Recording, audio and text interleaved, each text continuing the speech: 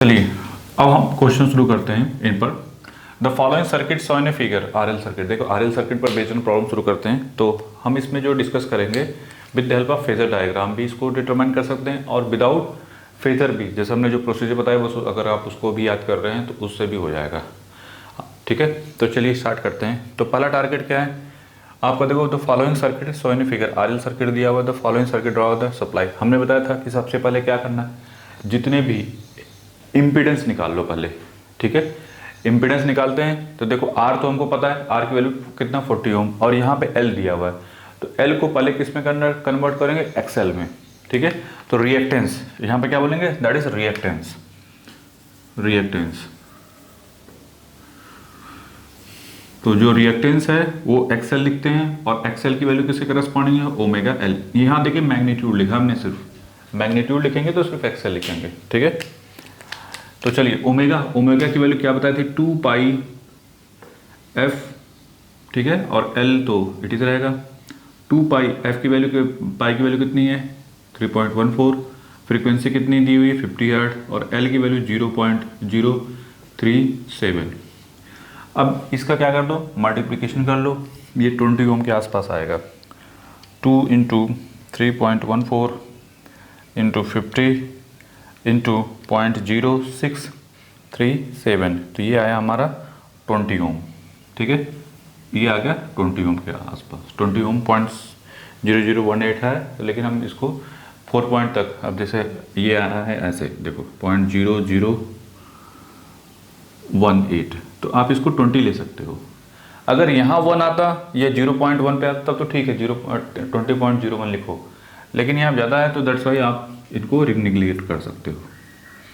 ठीक है, चलिए रेजिस्टेंस हमको दिया हुआ है, आर की वैल्यू कितनी दी हुई है, ये दिया हुआ है 40 ओम, तो ये 20 ओम ये 40 ओम। अब देखो दोनों ही रिएक्टेंस, ये दोनों ही इम्पिडेंस, ये भी इम्पिडेंस हो गया, इसका इम्पिडेंस कितना है 40 और इसका इम्पिडेंस कितना हो गया दैट इज 20, जिसको रिएक्टेंस यहाँ पे बोल रहे हैं। ठीक है, और यहाँ पे रेजिस्टेंस बोल रहे हैं। हमारा टारगेट क्या है, first one current draw from the supply. Supply current कितनी होगी, वोल्टेज कितना दिया हुआ है, कितना दिया हुआ है 200 वोल्ट। ठीक है, तो हमने क्या बताया था कि सबसे पहले क्या करो, इम्पिडेंस निकालो, फिर ये दोनों क्या है, ये इनके पैरेलल है और ये भी इसके पैरेलल है, तो इसका मतलब दोनों का वोल्टेजेस क्या होंगे, सेम होंगे। तो करंट कितनी होगी, इसमें करंट आई आर की वैल्यू कितनी, रेजिस्टेंस वाले में मैग्नीट्यूड देख रहे हैं सिर्फ, वोल्टेज डिवाइडेड बाई आर, तो V की वैल्यू कितनी है 200 और रेजिस्टेंस कितना है 40 ओम, तो 0 से 0 5 एम्पियर। अब ये भी आई एल, इंडक्टेंस में करंट कितनी होगी, वोल्टेज डिवाइडेड बाई एक्सएल, ये कितना है 200 डिवाइड बाई 20, दिस भी इक्वल टू 0 से 0 कैंसिल, 2 से ये हो गया 10 एम्पियर। अब देखो हमने क्या बताया था, अगर दो पैरेलल में होंगे तो हमने क्या बताया था, current, what about current, current क्या हो जाएगी, आई की वैल्यू अंडर रूट ऑफ, ये दोनों पैरेलल में हैं तो दोनों करंट का आई आर का स्क्वायर प्लस आई एल का स्क्वायर हो जाता है। तो ये वैल्यू आई आर की वैल्यू कितनी है 5 एम्पियर और ये कितना है 10 का स्क्वायर, तो ये हो जाए 125 करस्पॉन्डिंग। ठीक है, यहाँ तक तो कोई डाउट नहीं। अब ये जो वैल्यू आएगी ये कितना आएगी, अंडर रूट 125, ये कितना आ रहा है 11 पॉइंट समथिंग, 11.1803। ठीक है, यहाँ तक तो कोई डाउट नहीं। ये हो गई हमारी करंट, हो गई सप्लाई पूछा ना, फर्स्ट है the current draw from the supply. Supply जो है कितनी करंट ड्रॉ कर रहा है, तो कितनी करंट ड्रॉ कर रहा है लाइक दिस वन करस्पॉन्डिंग, यहाँ पे सिर्फ मैग्नीट्यूड पूछा है। ठीक है, तो दैट्स वाई ऐसे सॉल्व कर लेंगे। ठीक है, दूसरी चीज अपरेंट पावर, अपरेंट पावर के लिए क्या बताया था, एस किसके बराबर होता है V इंटू आई। वी कितना है, सप्लाई वोल्टेज कितना है 200, आई कितना है 11.1803। जो भी वैल्यू आएगी इसमें क्या करोगे गुणे 200, तो ये जो वैल्यू आएगी इसको आप लिख सकते हो 2.236 kVA, ठीक है। इसकी जो अपरेंट पावर किस में लिखते हैं, VA में, रियल पावर किस में लिखते हैं, वाट में या किलो वाट में, नहीं जो भी किलो है तो मेगा है या जो भी है उसके करस्पॉन्डिंग, लेकिन वहाँ पे वाट रहेगा, किलो वाट हो सकता है, मेगा वाट हो सकता है, और रिएक्टिव पावर उसको kVAR में, ठीक है। चलो देखते हैं क्या है जो भी है। VR तो ये हो गया अपरेंट पावर। अब रियल पावर P की वैल्यू क्या होती है, VI cos फाई, ठीक है, ये होती है। और इसी को देखो I cos फाई किसके करस्पॉन्डिंग होगा, IR के करस्पॉन्डिंग, V इंटू IR। ऐसे समझो, ये ऐसे समझो कि रियल पावर किसकी वजह से होती है, रेजिस्टेंस की वजह से होती है ना। तो वोल्टेज, सप्लाई वोल्टेज और जो रेजिस्टेंस है उसमें कितनी करंट जा रही है, तो वो हो गई रियल पावर। रिएक्टिव पावर किसके करस्पॉन्डिंग होती है, V इंटू आई साइन फाई। ये किसकी वजह से होती है, रिएक्टेंस की वजह से होती है। तो जो रिएक्टेंस में जो करंट जा रही है, कौन सी करंट जा रही है यहाँ पे, V इंटू आई एल।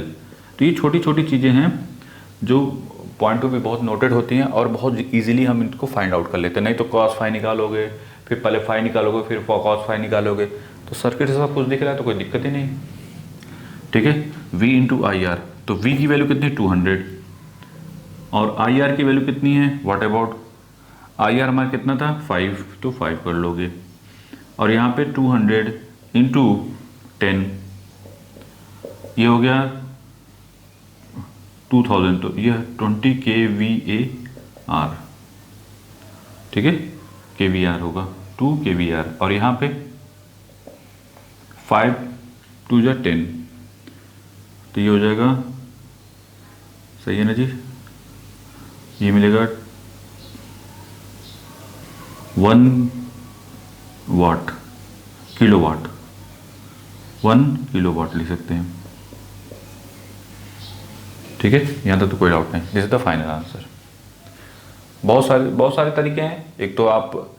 एक तो ये बहुत सिंपल वे में है। दूसरा क्या करते, सबको किस में, एसी में कन्वर्ट करते। एसी, जैसे एसी में हमने फेजर के पॉइंट अभी से बताया था, उसके करस्पॉन्डिंग भी कर सकते हो कि वोल्टेज को जब पैरेलल में है तो वोल्टेज को V this equal to V at the angle 0 ले लो।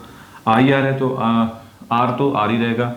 एक्सेल को क्या लिखोगे, ऐसे J ओमेगा L, ठीक है, R तो R ही रहेगा। अब इनका क्या करोगे, इसमें करंट निकालोगे, ऐसे IR की value V divide by R, IL की वैल्यू, ये सब फेजर में निकलेगा, V divide by J omega L। फिर इससे वैल्यू निकाल लोगे जो भी आएगी, यहाँ पे ये करंट आएगी कितनी, 5 एट द एंगल 0 आएगी, ठीक है, 5 एट द एंगल 0 सॉल्व करके मैग्नीट्यूड तो वही रहेगा, ठीक है।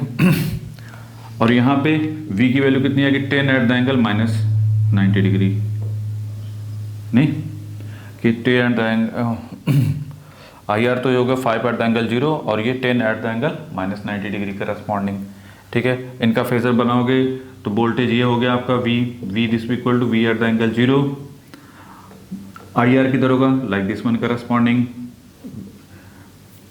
IL किधर होगा, IL की वैल्यू ये हो गई आपकी 90 डिग्री करस्पॉन्डिंग, नहीं माइनस 90 पे।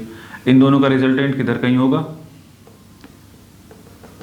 ये होगा, ये रिजल्टेंट, तो रिजल्टेंट तो वही निकलेगा ना जब आप, तो I की वैल्यू क्या हो जाएगी, या तो एक तरीका है कि इन दोनों को फेजर के हेल्प से IR प्लस IL ऐड करो, तो जो वैल्यू आएगी वो कितनी आ जाएगी, इसी के पॉइंट ऑफ व्यू से आ जाएगी 5 plus 5 eight the angle 0 plus 5 eight the angle minus 90, sorry 10 eight the angle 90। अब आप इसको निकालोगे तो ऐसे करोगे 5 eight the angle 0 plus 10 eight the angle minus 90, ठीक है।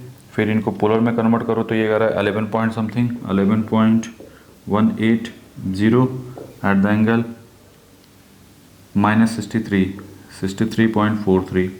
तो ये जो एंगल आ रहा है रिजल्टेंट का वो कितना आ रहा है 63 माइनस में 63.43, ठीक है। तो हम अब आप क्या करोगे कि आई तो मिल गया, आई ट्रायंगल ये हो गया, तो ये बन गया हमारा फाई, ये हो गया हमारा फाई।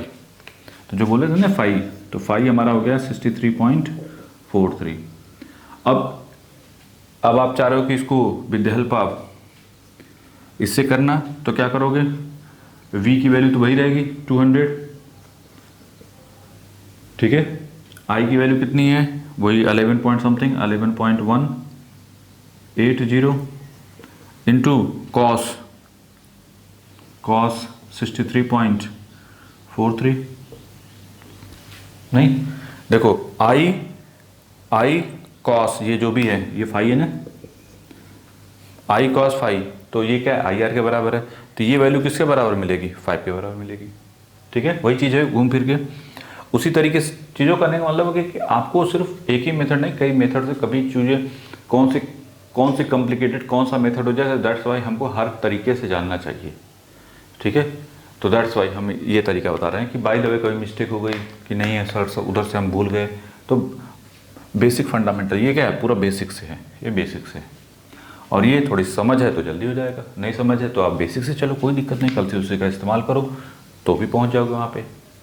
तो ये हो गया P की value V I cos phi, और फिर Q की वैल्यू क्या, वी आई साइन फाई, तो इसका वर्टिकल कंपोनेंट क्या हो जाएगा, बी आई साइन फाई। तो साइन फाई की वैल्यू क्या, आई साइन फाई क्या होता है, देखो ये है आई एल के बराबर, किसके बराबर आएगा, ये वैल्यू देखो, इसकी वैल्यू पुट करोगे तो यहाँ पे इसके करस्पॉन्डिंग, तो बी की वैल्यू 200, आई की वैल्यू 11 पॉइंट समथिंग जो भी है 80, और यहाँ पे जगह साइन 63.43, ठीक है। इसकी वैल्यू सॉल्व करोगे तो आपको मिलेगा कितना, 10 मिलेगा। तो इस प्रोसीजर के थ्रू अभी सॉल्व करोगे तो सेम ही आंसर आएगा। तो इसीलिए कहने का मतलब है कि अगर आप समझ के चलोगे तो दिक्कत नहीं होगी, हमें रटना नहीं है, हमें समझ के चलना है कि कौन सा मेथड, ये सेकंड मेथड हो गया, तो ये हो गया विदाउट का नहीं, ये बहुत बेसिक इंफॉर्मेशन से हमने कर दिया इसको अपनी समझ से, और दूसरा ये फंडामेंटल से, फंडामेंटल जो जनरली जब भी कॉम्प्लिकेटेड सर्किट आते तो हम लोग इसी को फॉलो करना पसंद करते हैं, ठीक है। तो बना लो दोनों मेथड से। पहले मेथड में हम लोगों को इसकी डायग्राम की ज़रूरत नहीं पड़ी, हमको सब पता है, तो दैट्स वाई हमने कर लिया, अदरवाइज आप ये फंडामेंटल से ये कर लोगे ऐसे।